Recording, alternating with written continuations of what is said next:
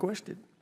So we will now consider log number 5466R2 by Mr. Garamendi. What purpose does the gentleman from California seek recognition?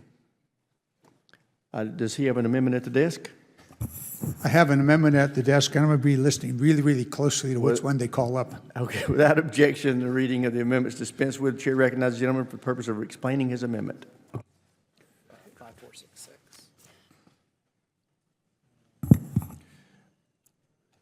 Yeah, I clearly have too many amendments before us. Clerk will distribute the amendment. 5280, okay.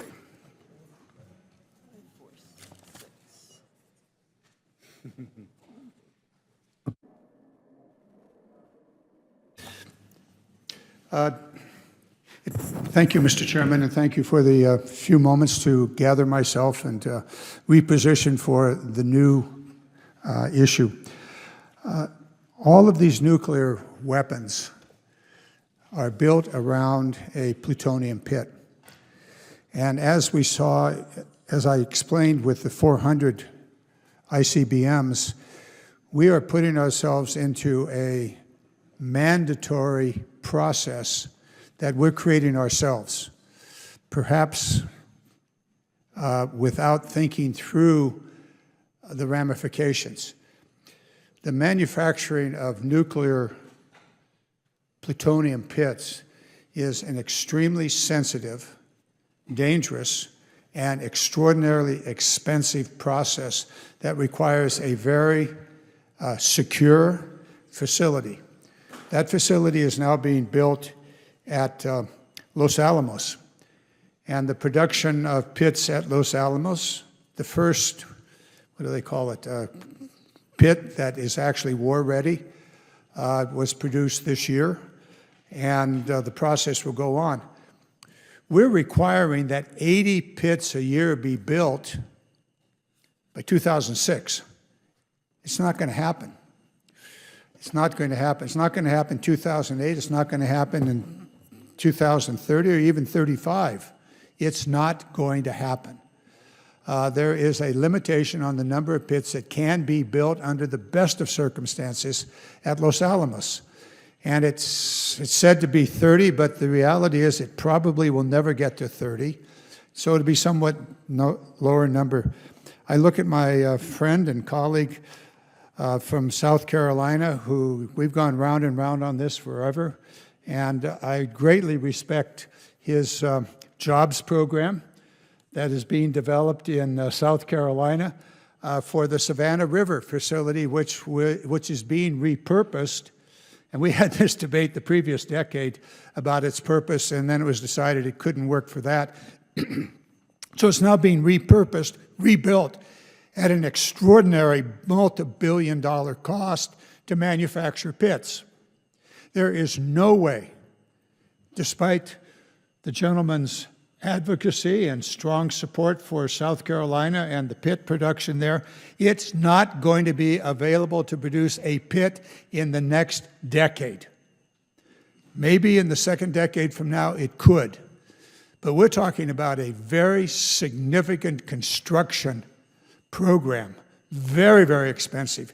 And then all of the equipment, all that goes into manufacturing a pit will have to be added to that, all of which says this is a Herculean task. It is a task that is going to be time-consuming, and it will be extraordinarily expensive. We don't know the cost. Every year the cost goes up. I would love to sit down with my friend and have a long conversation about, gee, is there something else we could spend money on in South Carolina that would actually benefit the people of South Carolina beyond an immediate job to build a facility? I'm sure there is, and I'd like to find it. So what we have here is that once again, we have put ourselves in an untenable position by requiring the National Nuclear Security Agency to produce a certain number of pits within a specific period of time. They have failed to do that year after year. They're going to fail again next year. The law makes them a failure. And they're operating contrary to law. They're not going to produce the pits as required by the law that we write. So I'm going, why don't we think this thing through? Why don't we think through, well, maybe we can take one of the multi-thousand pits that sit in reserve at one of our facilities. They're sitting on the bench or in the racks. They're available. Can they be repurposed for the purpose of a new nuclear weapon? Leaving aside the question of whether we ought to have a new nuclear weapon or not. That's another debate. But why do we need to produce a pit? It comes down to this. In my last 30 seconds, the only explanation I have found from the NNSA is we must produce the pit so that we can produce a pit. Why? Why can't we use an existing pit, one of the thousands that were available from the nuclear weapons that we have torn apart and put the nuclear pits on the shelf? Why?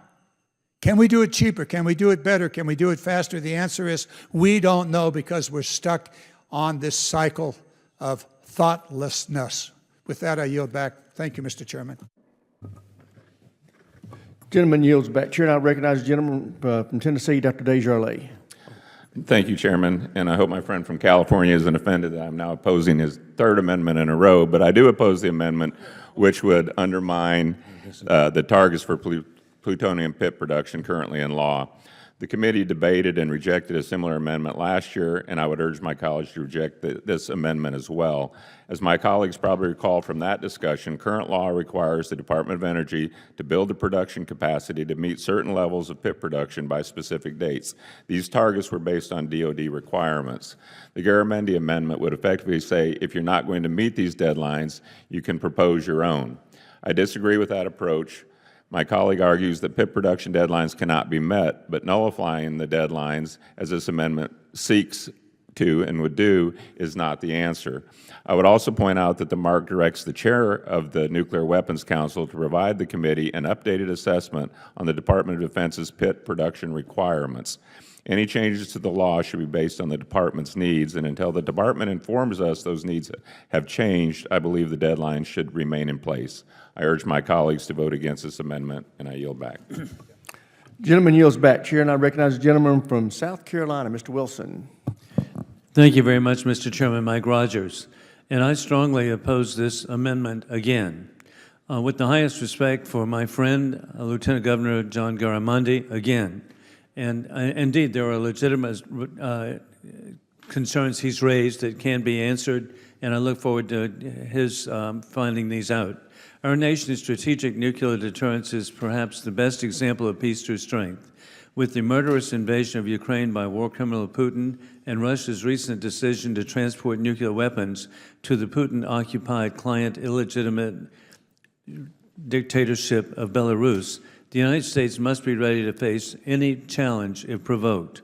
Plutonium pit production and modernization is the right direction, as Mr. Garamendi seeks, for critical and pressing national security needs. Employees of the Savannah River site in South Carolina are working around the clock, 24 hours a day, 7 days a week, to bring the Savannah River plutonium processing facility to produce the majority of our nation's supply of plutonium pits online as soon as possible. As the only member of Congress who has actually worked at the Savannah River site, I know firsthand of the professionalism of the site employees. And indeed, we look forward to having a visit at some time by Congressman Garamendi, who will be welcome to South Carolina. We should be working all that we can do to promote and support this mission to drive peace through strength. Plutonium pits are a key component for nuclear weapons, and our adversaries, sadly, Putin and the Chinese Communist Party, have very modern plutonium pit production facilities. Due to factors including plutonium aging, safety, and security advancements, global risk, and weapons modernization, these pits need to be reproduced and replaced from time to time. But for nearly 3 decades, the United States has not had the ability to produce them in the quantities required for the nuclear weapons stockpile. Given the uncertainties regarding plutonium aging and the evolving geopolitical landscape, the United States cannot postpone reestablishing this critical capability. Delaying the restoration of this capability would result in significant cost increases and risk to national security. We must promote peace through strength. With that, I urge opposition to this particular amendment. I yield back. Gentleman yields back. Does any other member seek recognition with regard to Mr. Garamendi's amendment? Seeing none, there's no further debate on the question. The question now occurs on the amendment offered by Mr. Garamendi. So many as in favor will say aye. Aye.